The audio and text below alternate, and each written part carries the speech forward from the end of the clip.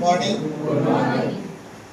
आपली मुलं 10वीला आहेत, त्यामुळे आपला उत्साह आता सरांनी सांगितलं त्या पद्धतीने ही परीक्षा फक्त मुलांची नाही, ती परीक्षा मुलांच्या बरोबर पालकांची आहे आणि पालकांच्या मध्ये सुद्धा जास्त मातांची आहे। आणि आज काय आहे? मदर्स डे आहे, मातृदिन आहे। आणि मला वाटतं 75% माता इथे या पालक सभेला आहेत, सेमिनारला आहेत। सर्वप्रथम सर्व मातांना मातृदिनाच्या, मदर्स डेच्या, स्त्री कोचिंग क्लासेस असेल, माझ्या वैयक्तिक तर्फे सर्वांना मातृदिनाच्या मनपूर्वक हार्दिक शुभेच्छा।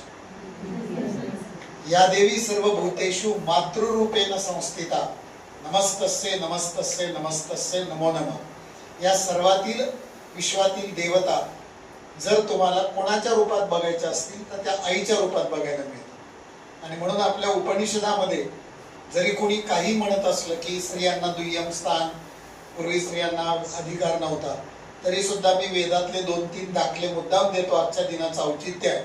पहिला जो श्लोक म्हणलं मी, या देवी सर्व भूतेषु मातृरूपेण संस्थिता, म्हणजे जगातल्या सगळी देवता ज्या आहेत त्या आईच्या रूपाने इथे उपस्थित आहे। या देवी सर्व भूतेषु बुद्धिरूपेण संस्थिता, तुमच्या माझ्यामध्ये असणारी बुद्धी ही सुद्धा त्याच सरस्वतीचं, त्याच शारदेचं अधिष्ठान आहे। मग ती पुरुषातली बुद्धी असू दे नाही तर महिलांच्या मधली बुद्धी असू दे, पण बुद्धी ही सुद्धा स्त्री शक्ती आहे।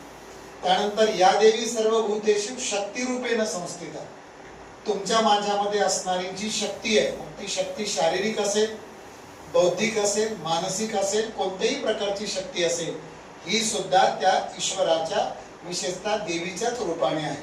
आणि म्हणून आपल्या या भारतीय संस्कृतीमध्ये तैत्तिरीय उपनिषदामध्ये सगळ्यात अगोदर मातृदेवो भव, मग पितृदेवो भव, मग आचार्य देवो भव आणि सगळ्यात शेवटी अतिथी देवो भव।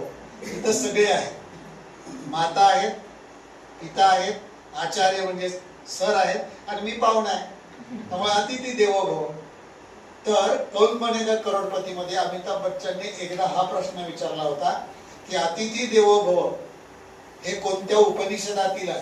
प्रश्न 1 कोटीचा होता। आणि मी नेमका जेवायला बसलो होतो, मला असं वाटलं आपण आत्ता जाऊन ते टीव्हीत जाऊन सांगावं की काय, कारण जे कोणी सांगणारे होते त्यांना ते उत्तर येत नव्हतं। तर मी तुम्हाला सांगून ठेवतो, हा जो मंत्र आहे हा उपनिषदापैकी तैत्तिरीय उपनिषदातील हा मंत्र आहे।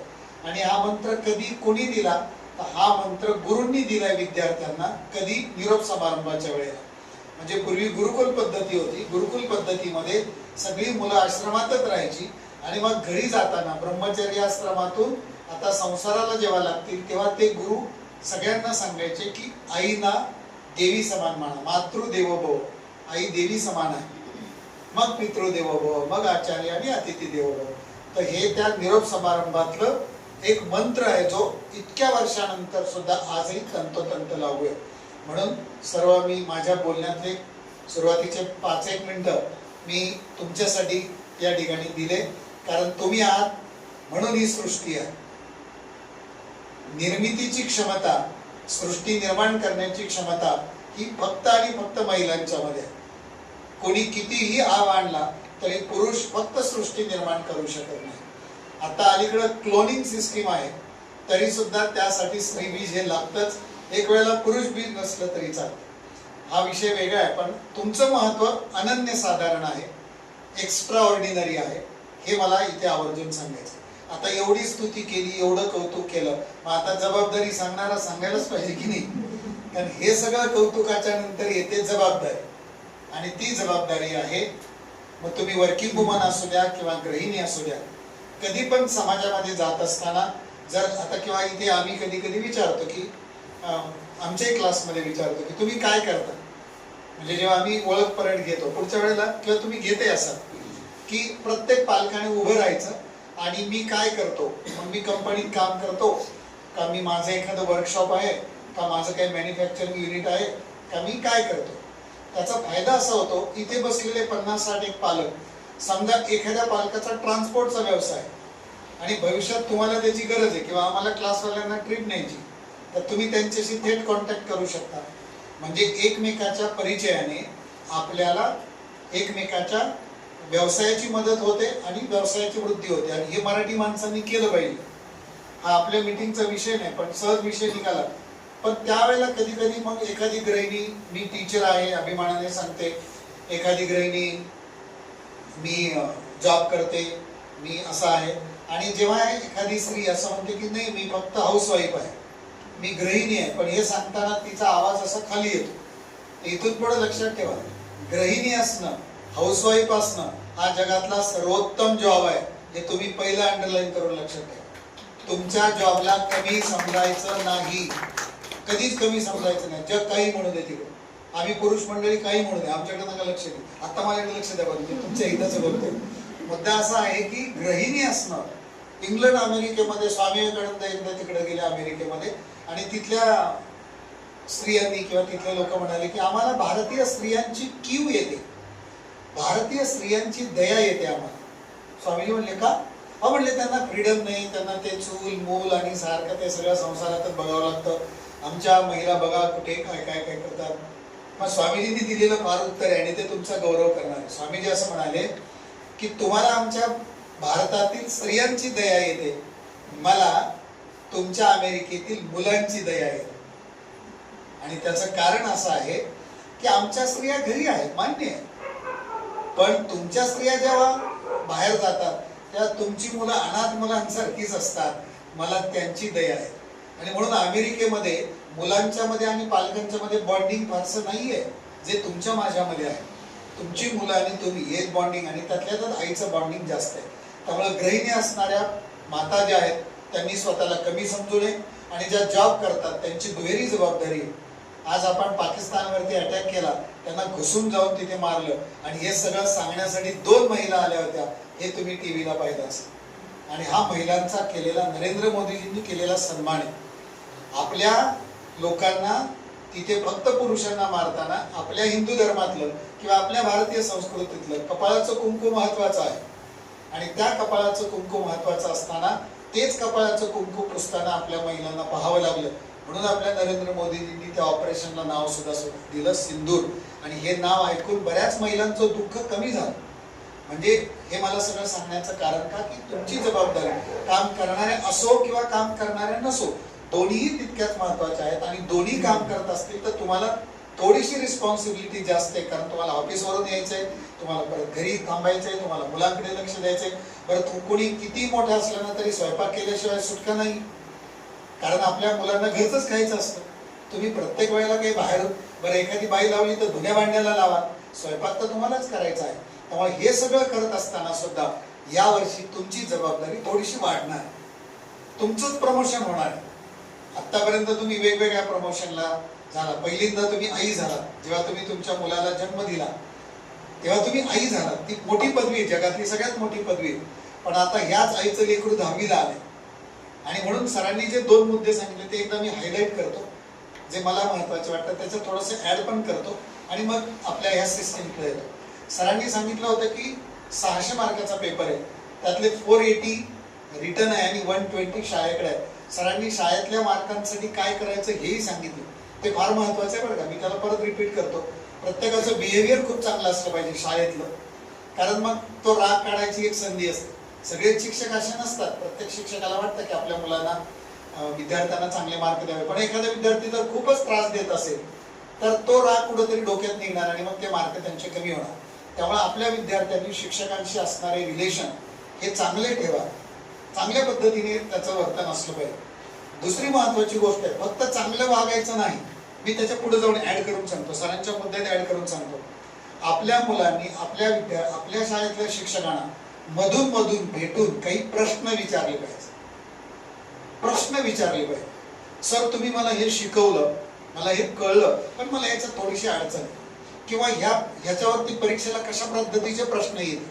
जरी क्लासमध्ये झालेलं असलं, जरी त्यांना माहिती असलं, तरी एक गोष्ट नेहमी लक्षात ठेवा, कुठल्याही शिक्षकाला मुलं शंका विचारणारी, प्रश्न विचारणारी मुलं जास्त आवडत असतात. आणि कळत न कळत एवढ्या 50-60 विद्यार्थ्यांच्या मधून जो मुलगा महिन्यातून 2दा एकदा टीचरकडे जातो, मॅडमकडे जातो, सरांकडे जातो, आणि त्यांना काही ना काहीतरी त्यांच्या विषयांच्या शंका विचारतो, तेव्हा त्या शिक्षकाच्या लक्षात आपला विद्यार्थी राहतो आणि मग ते नावासकट आपल्याला ओळखतो आणि मग त्यांना कळतं की अरे हा मुलगा प्रश्न विचारतो, याचा अर्थ तो अभ्यास करतो, कारण प्रश्न तोच विचारू शकतो जो अभ्यास करतो. म्हणून सरांच्या मुद्द्यातला माझा पुढचा मुद्दा ऍड करा. 20 पैकी 20 प्रत्येक शिक्षकाकडनं घेण्यासाठी तुम्हाला रेग्युलॅरिटी, पंक्च्युअलिटी पाहिजे, प्रेझेंटी पाहिजे, वर्गात सगळं लक्ष दिलं पाहिजे, प्रत्येक सरावाला चांगले मार्क मिळाले पाहिजे. पण प्रत्येकाला मिळतीलच असं नाही, पण त्याच्या पलीकडं ज्याला बोनस पॉइंट म्हणतो आपण, तो जर घ्यायचा असेल तर आपण आपल्या शिक्षकांना प्रश्न विचारावे, चांगले प्रकारचे प्रश्न विचारावे. एकदम असे काहीतरी विचारायचं म्हणून विचारू नये, अभ्यासपूर्ण प्रश्न विचारावे.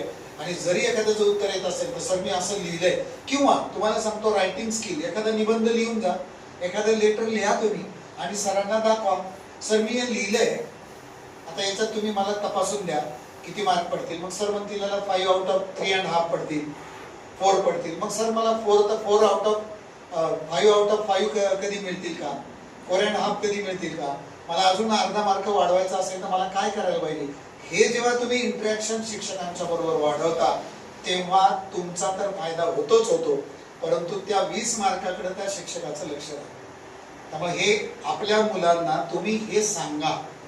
खरं तर आपला हॉल छोटा आहे, पण सर एक मीटिंग अशा मोठ्या कुठेतरी अरेंज करा जिथे मुलं आणि पालक एकाच बेंचवर बसलेले असतील.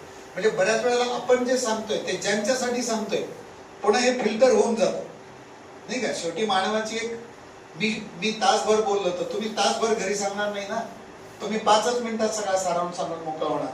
मग एक वेळ एखाद्या वर्ष असं करा, भले थोडेसे मोठा हॉल जरी तुम्हाला हे अवेलेबल झाला, पण मुलं आणि पालक असेच असलं. बघा आता मी तुम्हाला सांगतोय, तुम्ही घरी जाऊन ते राबवणार आहात, पण आता जर मुलगा इथे असता तर तो तुम्हाला सांगायची गरजच नाही, त्याला डायरेक्ट नॉलेज मिळालं असतं. पण हा एक मुद्दा आहे. पण आता तुम्ही जसंच्या तसं सांगा की बाबा प्रत्येक शिक्षकाशी चांगलं रिलेशन ठेवा, प्रिन्सिपलशी चांगलं रिलेशन ठेवा.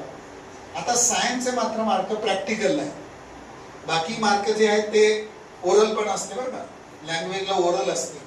मग ओरलमध्ये इंग्लिश असेल तर त्याला सेल्फ इंट्रोडक्शन करायला सांगतात. मग सगळ्या मुलांच्या पेक्षा त्याने चांगलं इंट्रोडक्शन केलं तर त्याला निश्चित अर्धा 1 मार्क जास्त मिळणार आहे.